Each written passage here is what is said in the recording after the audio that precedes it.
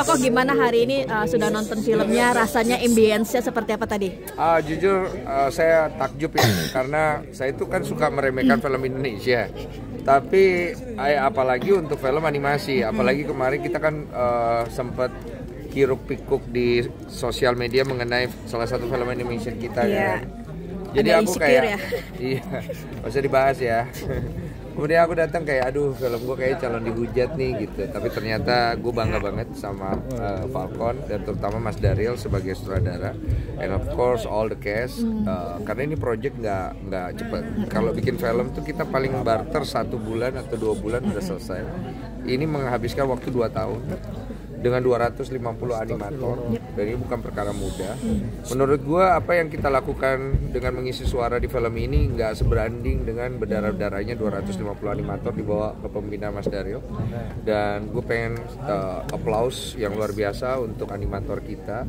Dan aku pengen lebih banyak lagi film-film animasi karena kita besar dengan animasi-animasi kita dulu di TV, dan saya berharap ini bisa menjadi satu pintu pembuka lah untuk kemajuan film animasi dan animator di Sudah Indonesia. cukup puas terbayarkan dengan tadi nonton Puas sih, 3 tahun. jujur sebenarnya saya berharap agak lebih ya.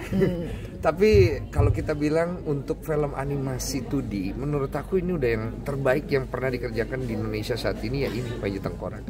Dan aku harus kasih big respect untuk pilihan dari Falcon sendiri terhadap lagu dari Baby Romeo, Bunga Terakhir, yang kemudian dinyanyikan ulang oleh the one and only Iwan Fals dan disandingin sama Isyana. Itu miracle banget. Kita bisa merasa dinginnya, kita bisa merasa sedihnya, it's because of them. Dan ketebalan energi daripada film itu ketolong banget sama lagu itu. Apalagi pada saat momen-momen genting kita bisa ngerasa lagu itu masuk, bulu kuduk kita merinding. Very powerful. Oh, the first time artinya kan berarti next kedepannya sudah cukup pede menjadi voice over ataupun voice acting. Ya ada pede-pedenya lah pasti ya. Cuman kalau aku sih tetap berkarya aja, karena buat aku kerjaan apapun itu selama kita dikasih kesempatan harus belajar sih. Ini kan first time ya. Yes. Jadi gue belajar banyak sih di sini. Sampai gue pada saat proses reading itu gue bener-bener main pisau-pisauan beneran. Terus lompat ke atas meja. Karena kita bener nyari kan. Aktor tuh memang agak aneh sih. Karena kalau dia kan seniman ya. Dia mengolah raga, mengolah badan gitu kan. Seneng banget hari ini. Maksudnya gue nggak kecewa sih. Gue boleh nangis kan? Boleh. Bayarannya mahal dong kok sekarang? Sekarang? Enggak lah, bayaran gue masih sama kayak dulu, cuma banyak aja jumlahnya gitu. Kalau menjadi bapak-bapak tambah melo seperti apa sih kok? Jadi bapak-bapak tambah melo seperti apa nih? Ya wajar lah, namanya juga punya anak cewek. Ini bentar lagi mau program hamil, istri mau punya nyari, ya doakan nih guys. Tadi bisa punya anak cowok gitu ya. Jadi gue udah mulai ngerasa kayak gue nggak bisa sih jadi Densu yang kayak dulu. Gue udah harus mulai punya empati, udah mulai punya care gitu kan ya. Emang dulu gak peduli banget sama lingkungan apa seperti apa sih kok sampai cuek bebe? Sebenarnya sih iya ya, karena gue dulu tuh memang besar dengan banyak penolakan, banyak penghinaan, banyak hujatan, dibully itu udah hal biasa lah ya. Jadi akhirnya mental gue tumbuh dengan kayak ngapain gue peduli orang kalau gue sendiri juga harus mengalami kondisi gini. Bapak gue nggak tahu di mana, gue tinggal numpang-numpang. Jadi gue tuh tumbuh dengan pemikiran mandiri yang mana ya udah gue harus survive gitu. Yang menarik kemarin sempat update status itu kan yang di IG yang gue komen itu kenapa sih kok? Itu rencana kau bertanya ya.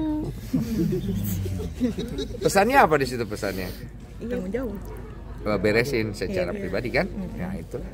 Maksud aku gini, aku bikin podcast itu kan, atau aku mengetahui sesuatu itu, aku selalu berusaha tidak sembarangan kemudian langsung.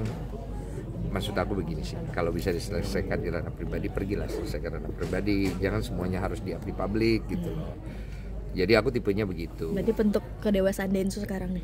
Gue gak ngerasa itu dewasa, gue merasa itu normal aja. Ngapain kau pergi ke publik kalau kau bisa selesaikan di ranah pribadi kan? Tapi kalau memang akhirnya gak bisa diselesaikan ranah pribadi, ya silakan. Maksudnya jangan apa-apa langsung up gitu loh. Selesaiin dulu di ranah pribadi. Kalau memang gak bisa ya baru silakan. Silakan 2 pertanyaan lagi. Coach Olive kapan akan program kalau bisa seputar film ya? Tegang lu ya. Apa? Kapan Ci Olive mau itu program bulan ini orang udah jalan. Iya, udah sudah ambil telur. sudah ambil itu. udah jadi, ada 2 embrio, kita lagi cek. Moga-moga bagus. Kalau bagus kita akan mulai transfer ke rahim saya tapi ya. Silakan pertanyaan terakhir ya, Iya. seputar film. Udah habis pertanyaan seputar film. Berarti ini salah satu ini kan film baru keluar, artinya pundi-pundi tambah makin gacor nyari money ya. Ya lumayan lah, kalau ngomongin uang mungkin saya harus bersedih karena uang kan tidak masuk serta-merta ke tabungan, karena uang itu masuk ke perusahaan supaya keuangan kita tuh sehat secara pajak, dan itu sudah diatur sama Ciolif. Makanya sekarang saya punya 8 perusahaan. Apa tuh? Yang nggak ada bentuknya, lebih kepada aliran uang masuk dan pembayaran pajak aja ya, gitu. Itu aja sih. Berapa dilarikan ke perusahaan kau, artinya memang berarti dari Ciolif masihnya per bulan buat koko Ya, sendiri? kita semua digaji ya.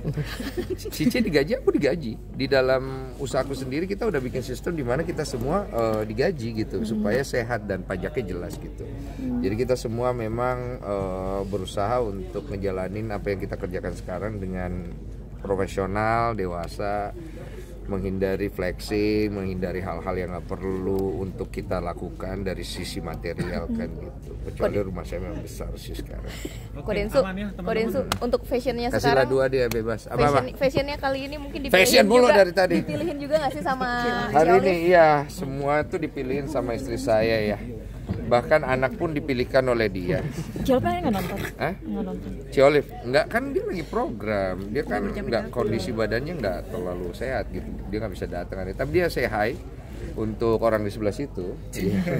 Untuk kalian semua lah gitu. Tapi untuk budget fashion sendiri itu berapa sih kalau untuk Nggak ada, ini juga kita apa lagi namanya, dikasih pinjem ya. Jam.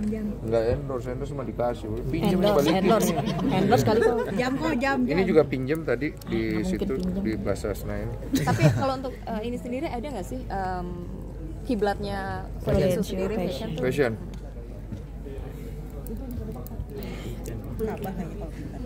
Pertanyaan apa tuh? Kiblat fashionnya Kodensu. K-pop. Kiblatnya. Saya tuh suka salah satu desainer Indonesia. Kebetulan namanya mirip seperti film yang kita tadi. Menurut saya kiblat saya itu lebih ke dia. Itu Panji Petualang ya. Oke, terima kasih teman-teman ya.